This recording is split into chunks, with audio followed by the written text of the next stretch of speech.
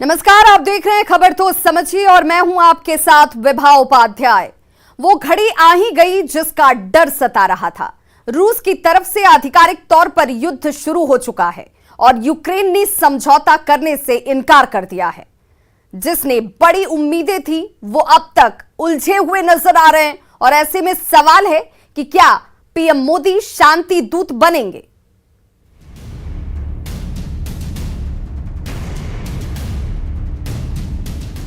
रूस रुकेगा नहीं, यूक्रेन झुकेगा नहीं, नेटो लड़ेगा नहीं, मोदी बनेंगे संकट मोचक। One of the most powerful and respected world leaders is Modi ji. We are expecting that Modi ji Ukraine को भारत से बड़ी उम्मीद है। क्यों है ये हम आपको बताएंगे। उससे पहले यूक्रेन से आई इन तस्वीरों को देखिए। धधकती आग को देखिए, धुएं का गुबार देखिए, भागते हुए लोग देखिए, बिखरते घरौंदे देखिए और देखिए ऐसा होने की वजह।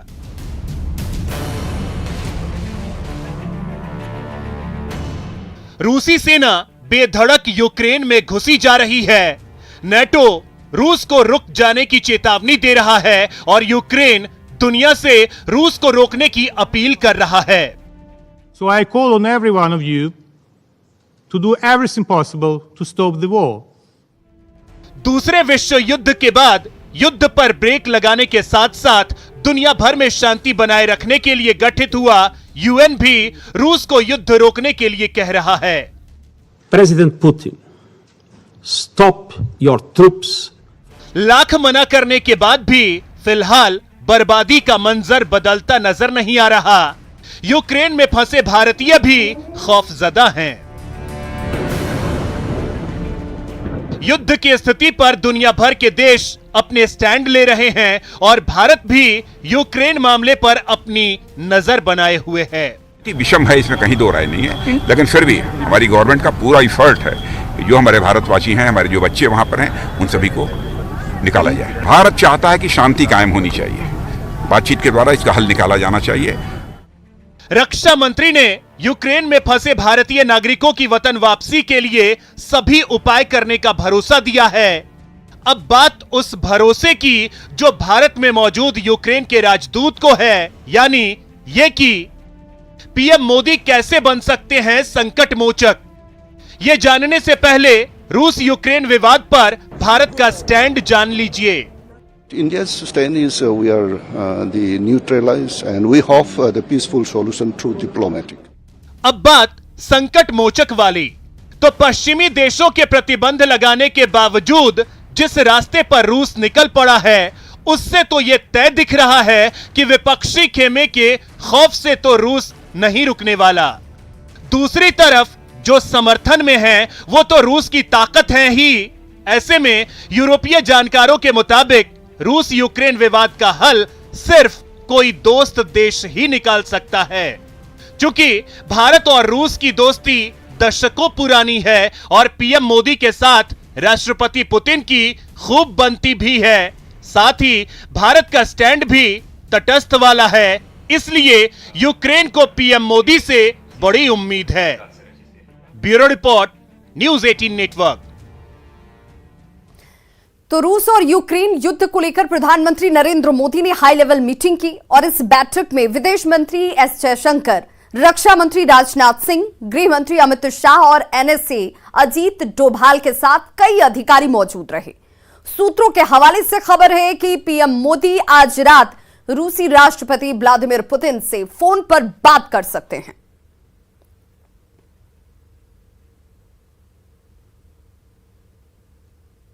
और चलिए अब इस खबर को जरा समझ लेते हैं। यूक्रेन और रूस के बीच युद्ध से दुनिया में अशांति का खतरा इस वक्त सबसे ज्यादा मंडरा रहा है। रूसी राष्ट्रपति पुतिन की चेतावनी ने दूसरे देशों की परेशानी को भी इस वक्त बढ़ा दिया है। रूसी कार्रवाई में हस्तक्षेप करने की कोशिश करने का भयानक अंजाम की धमकी पुतिन पहले ही दे चुके हैं। ऐसी परिस्थिति पर भारत ने अपनी नजर बनाई हुई है और प्रधानमंत्री लगातार बैठक भी इसे लेकर कर रहे हैं। और यह भी खबर है कि प्रधानमंत्री नरेंद्र मोदी आज देर रात रूसी राष्ट्रपति व्लादिमीर पुतिन के साथ फोन पर बातचीत कर सकते हैं और इसीलिए बार बार यह कहा जा रहा है कि शांति दूत की भूमिका में क्या प्रधानमंत्री नरेंद्र मोदी इस वक्त नजर आएंगे, जिस पर यूक्रेन की भी उम्मीदें टिकी हुई हैं। यूक्रेन पर रूस के हमले से बिहार झारखंड के कई परिवार भी इस वक्त बेहद डरे हुए हैं। डरने की वजह भी हम आपको बताते चलें। ज्यादातर परिवार ऐसे हैं जिनके बच्चे यूक्रेन में रहकर पढ़ाई करने के लिए मौजूद हैं और अब वहां पर युद्ध के बीच वो फंस चुके हैं। हम आपको दो तस्वीरें दिखा रहे हैं। इन दो तस्वीरें से आप समझ पाएंगे इस वक्त परिजनों की क्या स्थिति होगी। एक बिहार के गया से राहत की और दूसरी यूक्रेन में फंसे झारखंड के छात्रों पर टूटे आफत की यह तस्वीर बताने के लिए काफी है। पहली तस्वीर में बिहार के करीब 600 छात्र यूक्रेन में जहां फंसे हुए हैं, वहीं पर एक छात्र घर वापस लौटा है। गया का रहने वाला उत्कर्ष अपनों के बीच पहुंच चुका है। वो वहां पर फंसा जरूर हुआ था, लेकिन शुक्र है कि एमबीबीएस की पढ़ाई करने वाले उत्कर्ष सही सलामत वापस लौट आए हैं। वहां पर फंसे अपने बाकी साथियों को अब निकालने की वो लगातार अपील कर रहे हैं, जिनकी हालत का अंदाजा आप दूसरी तस्वीर को देखकर आसानी से लगा सकते हैं। ये दूसरी तस्वीर वहां रह रहे दूसरे भारतीय लोगों की तरफ से बनाई गई है, जो स्टूडेंट्स वहां पर पढ़ने के लिए एमबीबीएस की पढ़ाई के लिए मौजूद हैं। उन लोगों ने अपने कैमरे में इन तस्वीरों को कैद किया। ये बच्चे जो इस वक्त आपको पहली तस्वीर में नजर आ रहे हैं, ये तो वापस आ गए, लेकिन दूसरी तस्वीर उन लोगों की है जो फंसे हुए हैं। झारखंड के फंसे हुए गोड्डा के गुलजार बाग के रहने वाले छात्रों ने अपने घर वालों को ये वीडियो भेजा है। तस्वीर में दिख रहा है कि छात्र जहां रहते हैं वहां भी बमबारी हुई है, सड़क और दीवारें टूट चुकी हैं। आपको यहां पर सड़कों की हालत देखकर, जली हुई गाड़ियों की तस्वीरों को देखकर इसका अंदाजा हो रहा होगा ये छात्र भी भारत लौटने ही वाले थे, लेकिन रूस के हमले के बाद अब इनका टिकट कैंसिल कर दिया गया है। इन्हें कह दिया गया है कि आप तकरीबन 10 से 12 दिनों का खाना अपने घरों में स्टोर कर लीजिए, रख लीजिए। और इस वक्त युद्ध के हालात के बीच में परिजन जो है वो डरे सहमे हुए हैं। हेलो एवरीवन, मेरा नाम शिवम कुमार सौरभ है। मैं गोड्डा झारखंड से हूँ और यहाँ पे सेकेंड ईयर मेडिकल स्टूडेंट हूँ। और आज हम लोगों को एम्बेसी की तरफ से नोटिफिकेशन आई थी कि आप 7 से 10 दिन का फूड स्टोर करके रख लो। और हमने टिकट किया था इंडिया जाने के लिए और आज कीव में अटैक हो गया है और आज मेरे फ्रेंड्स जा रहे थे, वो लोग भी नहीं जा पाए। उनको बोला गया कि आप एयरपोर्ट खाली कर दो, वहां पे रशियन मिलिट्रीज अटैक कर चुके हैं। हमारे इंडियन एम्बेसी ने ये बोला है कि 10 से 15 दिन का खाना स्टॉक करके रख लो, लेकिन बाहर ऐसा सिचुएशन है कि सारे सुपरमार्केट्स जो भी खाना जहाँ से हम खरीदते हैं वहाँ पे सारे जो कार्ड से पेमेंट होता है वो सारा सिस्टम बंद हो गया है और सारे पे पेमेंट का वो कैश मांग रहे हैं और यहाँ पे सारे स्टोर्स में खाना भी ऑलमोस्ट खत्म हो गया है। बेसिक प्रॉब्लम ये है ना कि हमारे पास जैसे कि फ्लाइट्स जो हमारी बुक्ड थी वो तो कैंसिल हो गई, एयर स्पेस भी बंद हो चुकी है हमारी, तो अब हम कंप्लीटली डिपेंड कर रहे हैं इंडियन एम्बेसी पे कि वो हमें इवैक्यूएट करे। और इंडियन एम्बेसी की कोई रेस्पॉन्स सही आ नहीं रही है। ऐसा हो रहा है ना कि कुछ सही से पता नहीं चल पा रहा है।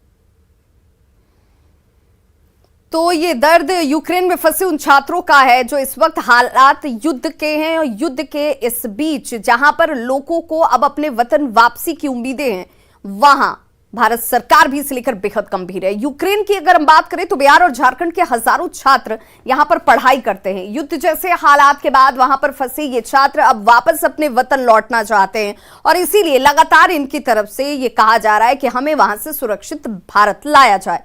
फंसे लोगों को भारत लाने के लिए हवाई जहाज जो वहां पर पहुंची थी वो खाली लौट आया, क्योंकि वहां पर युद्ध शुरू हो चुका है। परेशान छात्रों ने बिहार और भारत सरकार से मदद की गुहार लगाई है। दिल्ली स्थित सूचना केंद्र की बात करें तो बिहार के अधिकारी लगातार विदेश मंत्रालय के साथ संपर्क में हैं और ये कहा जा रहा है कि लोगों को वहां से सुरक्षित अपने वतन लाने के लिए हर संभव कोशिश इस वक्त भारत सरकार की तरफ से लगातार की जा रही है। धैर्य बनाकर रखें, उन्हें सुरक्षित वतन वापस लाया जाएगा।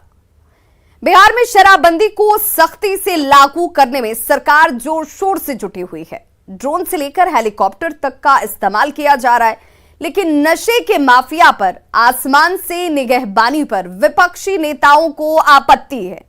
तभी तो संसाधनों के दुरुपयोग तक की बात अब कही जानी शुरू हो चुकी है, जबकि सत्ता पक्ष हेलीकॉप्टर का नाम लेकर तेजस्वी यादव पर निशाना साध रहा है।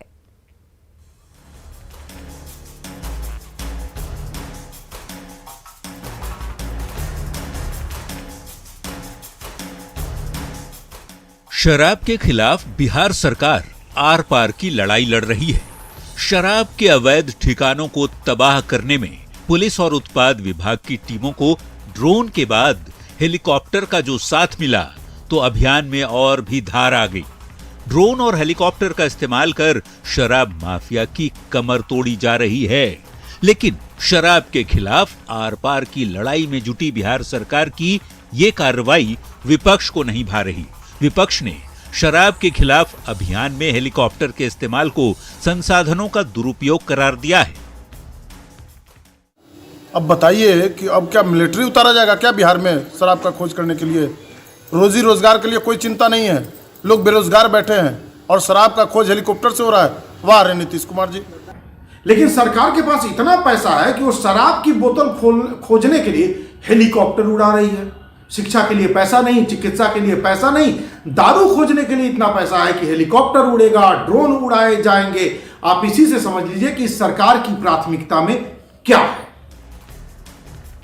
विपक्ष के आरोपों पर जेडीयू ने जोरदार पलटवार किया है और कहा है कि तेजस्वी की तरह जन्मदिन मनाने के लिए सरकार हेलीकॉप्टर का इस्तेमाल नहीं करती, बल्कि राज्य के लोगों के हित में हेलीकॉप्टर को उपयोग में लाया जा रहा है।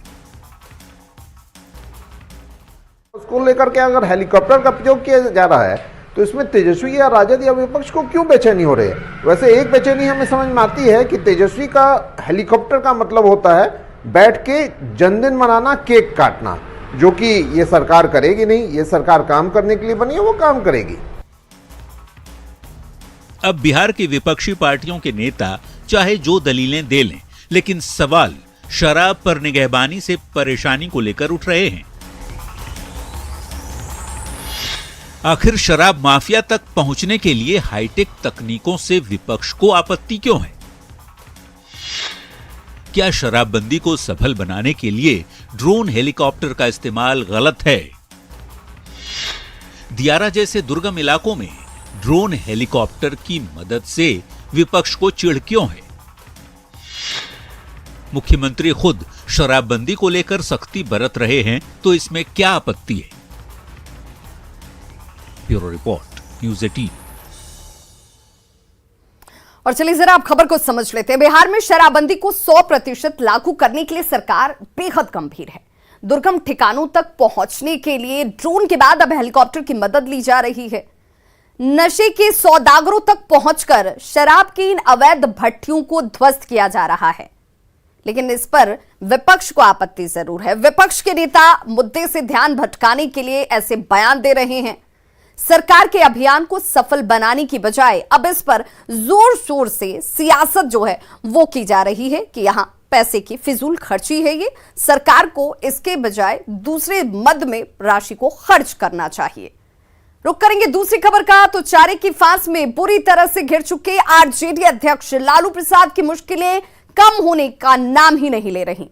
रांची सीबीआई की विशेष अदालत से फैसला आने के बाद अब लालू को कल पटना सीबीआई कोर्ट में पेश होना है। मामला भागलपुर और बांका ट्रेजरी से करोड़ों की अवैध निकासी से जुड़ा है। तो वहीं लालू की ओर से डोरंडा ट्रेजरी केस के फैसले के खिलाफ झारखंड हाई कोर्ट का दरवाजा खटखटाया गया है। राजद अध्यक्ष लालू प्रसाद के लिए चारा घोटाला मामले में मुश्किलें कम होने का नाम नहीं ले रही। भागलपुर और बांका कोषागार से अवैध निकासी मामले में पटना की सीबीआई कोर्ट ने लालू सहित सभी आरोपियों को 25 फरवरी को पेश होने का आदेश दिया है। बांका भागलपुर कोषागार से अवैध निकासी मामले में कोर्ट ने लालू, आरके राणा सहित 3 आरोपियों के खिलाफ नोटिस भी जारी किया है। एक बार फिर से लालू प्रसाद यादव को पटना के इस सीबीआई कोर्ट में 25 फरवरी यानी कल पेश होना है। दरअसल चारा घोटाले का जो ये मामला है भागलपुर और बांका कोषागार से अवैध निकासी का मामला है और पिछले 16 फरवरी को इस मामले में सुनवाई हुई थी। यह मामला पटना के इसी सीबीआई विशेष अदालत में चल रहा है। वैसे पटना आने के लिए लालू को पहले रांची की अदालत से अनुमति लेनी होगी। डोरंडा कोषागार में 139 करोड़ रुपए से ज्यादा की अवैध निकासी के मामले में लालू यादव को अदालत ने 21 फरवरी को ही 5 साल की सजा सुनाई थी। वे फिलहाल पुलिस की निगरानी में रांची स्थित रिम्स में इलाजरत हैं। इस बीच कोर्ट की परेशानियों से छुटकारा पाने के लिए लालू की ओर से अब हाई कोर्ट का दरवाजा खटखटाया गया है। सीबीआई कोर्ट के फैसले को लालू के वकील की ओर से झारखंड हाई कोर्ट में चुनौती दी गई है और जमानत के लिए गुहार भी लगाई गई है। हम लोग क्रिमिनल अपील फाइल किए हैं।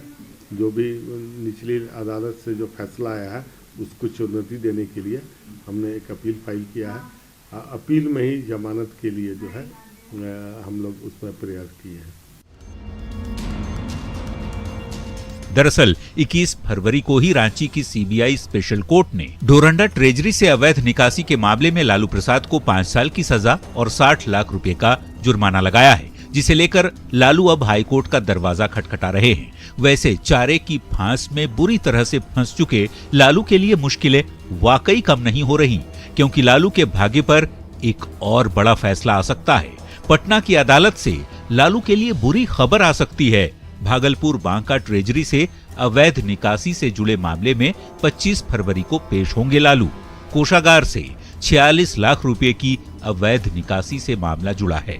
यदि लालू दोषी करार दिए जाते हैं तो लंबे वक्त तक उन्हें जेल में ही रहना पड़ सकता है। न्यूज़ 18 के लिए पटना से संजय कुमार और रांची से संजय सिन्हा की रिपोर्ट। और चलिए अब जरा इस खबर को समझ लेते हैं। डोरंडा के बाद अब भागलपुर और बांका ट्रेजरी का केस लालू के लिए मुसीबत बनने वाला है।